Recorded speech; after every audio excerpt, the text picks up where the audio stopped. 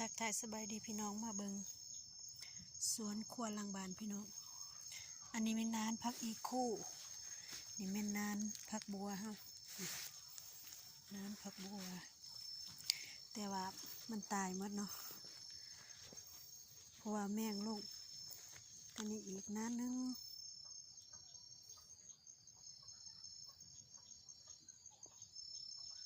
พอพักอีกคู่เขามีสองนานนะพี่น้องเนาะแต่ว่าตอนนี้เขาลกหญ้าที่ว่ามันใหญ่ออกเบิดแหละ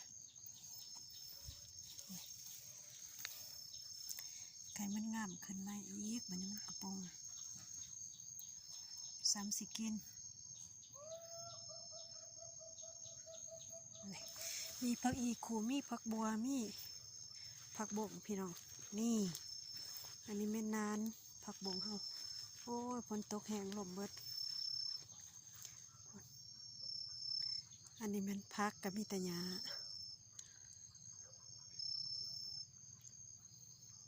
หวานกับบกเกิดนะพี่น้องเนาะ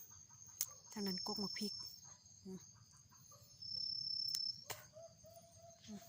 ผักบงพอฝนมันตกหลายเนาะอันนี้ผักบงน้องพี่น้องนี่เนาะผักบงน้องเอามาปลูกน้ำอันนี้แม่นผักบงกกนะพี่น้องเนาะที่ว่าแนวมันอยู่ในทงนี่เอามากะ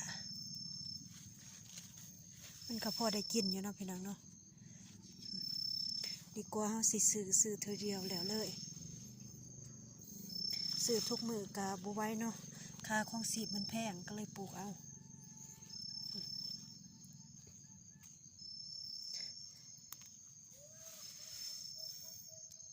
ก็บ่งามปานใดพี่น้องพอได้กินอยู่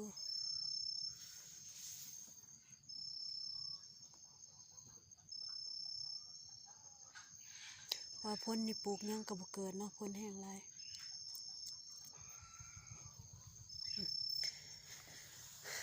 เหลืองเบิดล่ะนานี่ฮาวานในพักก็บ่เกิดเนาะสิหาใน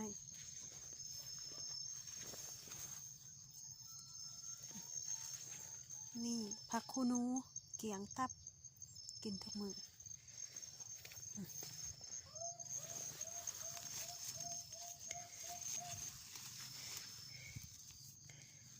มากอันนี้ก็แซ่บพี่น้องป้าดอกเคียงเถาหมากทั่วผู้ต้มแกงอ้อมันก็แซ่บเนาะหรือว่าเฮากินกับตำบักหุ่งนี่ผักใหญ่ยาวกำลังใหญ่อันนี้ผักมากฮะที่ว่าเฮากำลังเห็ดขางเนาะโอ้นี่แห้งเดี๋ยวได้หลายมากอยู่พี่น้องพอได้กินอยู่เลยอันนี้เป็นผักสวนครัวเนาะอันนี้ก็ผักหอมนี่กุกมะพริกโอ้ฮันเดนวยสุกมากระดอมหน่อยพี่น้องแซ่บ2-3 หน่วยกับเพชรจัดเป็นจัดเลยมะพริกที่ว่าเราปลูกเองเอามาได้ใส่ปุ๋ยเด้ผักกะหล่ำปีหรือว่าผักสู้นะพี่น้องเนาะโอ้นี่หอมปอบเนาะก็พอได้ใส่ปนใส่เจียวอยู่นั่นแหละหอมปอบกันเนาะ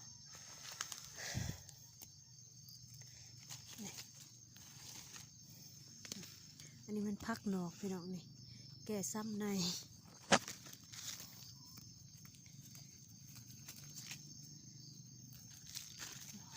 พอฝนตกลายมันก็ล่มตีหนามันนั่นเนาะสอบบัด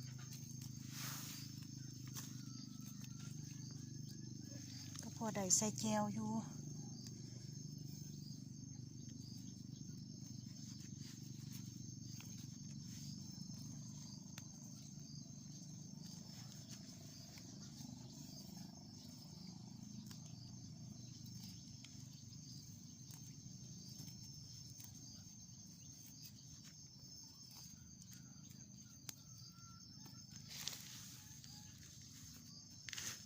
ป้าหนุ่มตัวใหญ่นะ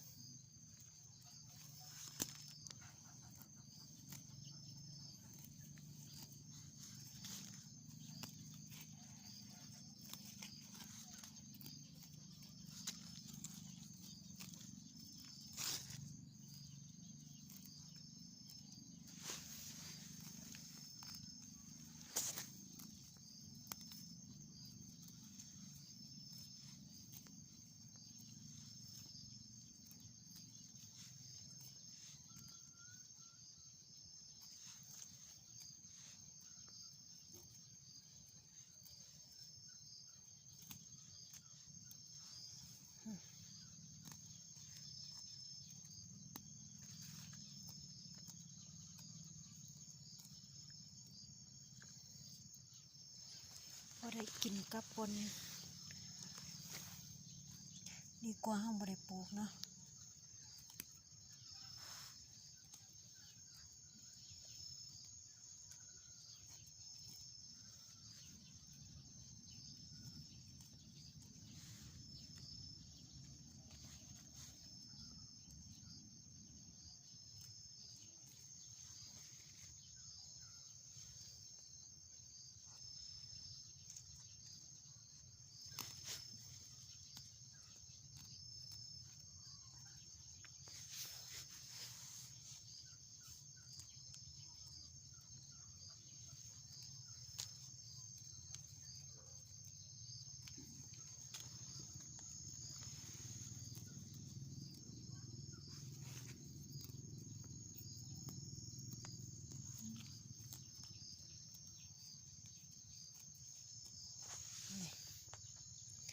พอได้กินอยู่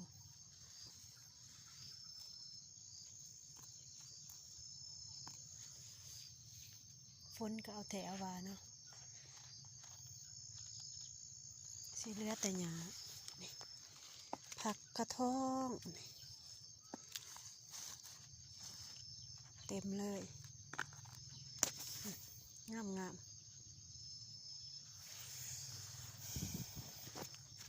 ผักอีขูดที่ว่าปลูกใส่กระถางเนาะแต่ก่อนเพียมจะลงแล้วเอาน้ำสบู่มาหดแล้วก็ไข่แน่หด2-3 เถื่อ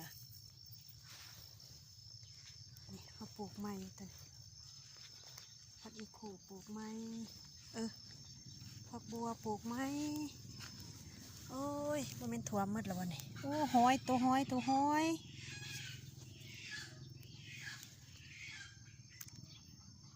เหลือสำได้เฮาก็เอาเนาะนี่เริ่มปรุงละเพราะว่าเพียลงเนาะจนมืดของเฮาคนยังเหลือสำนี้เนาะเกลือบ่มีผักบัวกินซ้ำ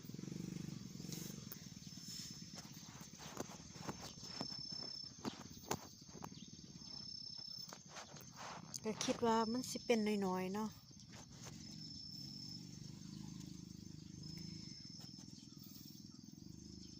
ถ้าพี่น้องๆไผที่ว่าเขามาเบิ่งอย่าลืมกดไลค์กดแชร์และกดติดตามในเด้อเฮาจะมาอัปเดตชีวิตประจำวันเนาะกับอาชีพบ้านๆบ้านนอกเฮาเนาะธรรมดาเนาะ